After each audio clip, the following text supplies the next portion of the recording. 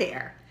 As you're thinking about writing your Siop for English language learners section of the case study, and also as you think ahead to writing it for your curriculum component of the class, let's just take a look at a few simple principles of this Siop model. And these include teacher preparation, what we as teachers need to do to get ready to deliver a lesson, and some of those instructional indicators like comprehensible input and the building of background knowledge. And those are important things I want you to consider as you look at both your case study and you think about your curriculum component, paper and lessons. Now, as far as what we as teachers do to prepare for a lesson, of course, we need to write clearly defined both content and language objectives. And keep in mind, when we're talking about Siop, we're thinking about both the content of the disciplinary area and the language objectives for English language learners. How, in other words, are we going to teach them to read, write, and verbalize in English? So as we write these objectives, they should be very clear and they should be both stated verbally and written on the board at the beginning of the lesson.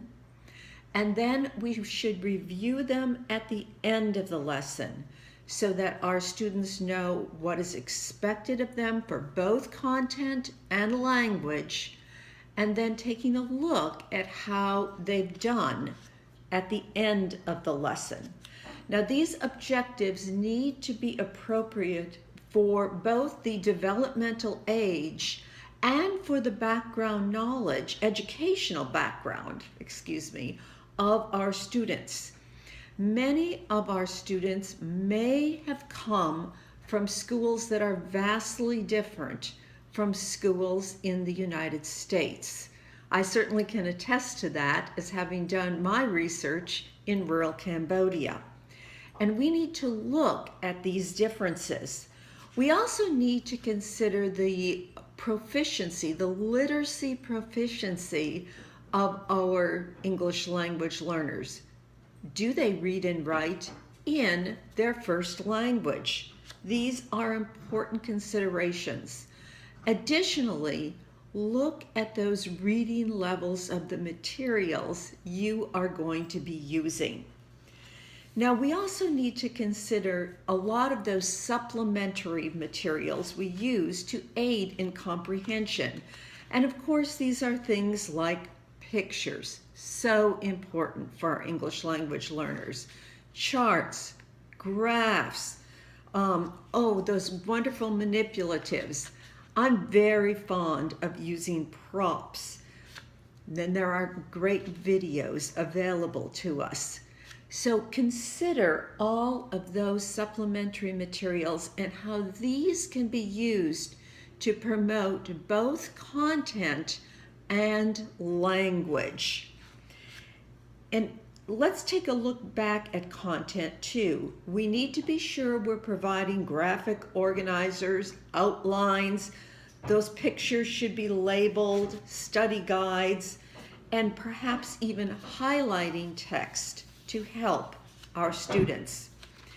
And meaningful activities integrate all of these concepts with those opportunities to practice language, listening, speaking, reading, and writing.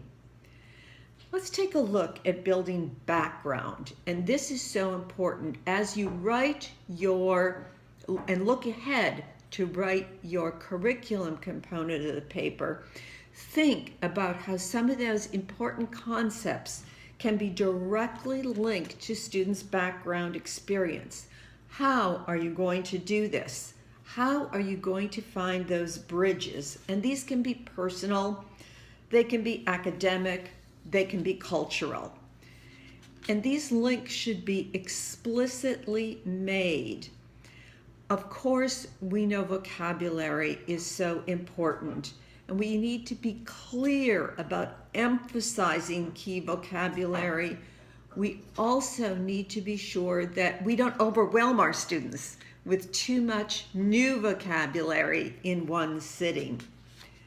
One of my favorites is comprehensible input. Please consider this carefully as you look at both the existing unit for your case study and for your new curriculum paper and those lesson plans. We need to be sure we're using speech that is appropriate for our students' proficiency, but we also need to be sure we're using visuals, that our facial expressions match what that vocabulary is all about, that we are using gestures to make those concepts clear, that we're acting something out.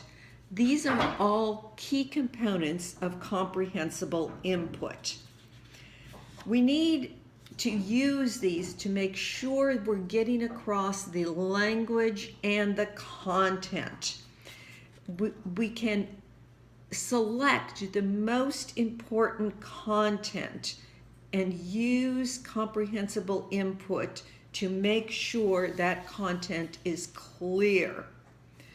Of course, we need to provide ample opportunities for the learning of new strategies. These need to be taught through explicit instruction. We all know how important scaffolding is, and this is so important for our English language learners. We want to use an incredible amount of scaffolding, and we have to be on our toes because often what we think we need to scaffold, we may need to even scaffold further. So be sure you're watching for this. You need to restate students' responses, and you need to use a lot of think alouds. Use a variety of question types. Oh, there's my dog. Use a variety of question types, and especially remember to include higher level thinking skills. Sometimes, unfortunately, the tendency is to use literal questions, when in fact, all students benefit from higher order questioning. So, provide frequent opportunities for interactions among your English language learners, which include those higher level thinking skills. Here's an important one, and I hope you really emphasize this in your curriculum paper. Look at the kinds of grouping that is done. English language learners in all phases, especially those learners who are moving out, beginning to move out of that silent phase, really benefit from working in pairs, partners, cooperative learning groups, those small groups, so that they feel more comfortable in using their new English skills. And of course, we want to allow ample wait time for our students. Many times our English language learners are processing your English question, and then they're reprocessing it into English to give you back a response. Ample wait time, more than you give your English speakers, is important and needs to be considered by you. So lessons should include a lot of hands-on materials and manipulatives.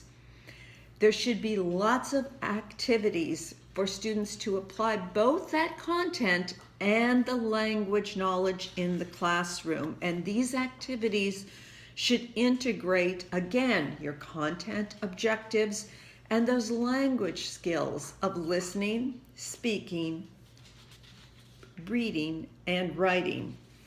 So your content objectives are supported by your lesson delivery, and your language objectives are supported by your lesson delivery.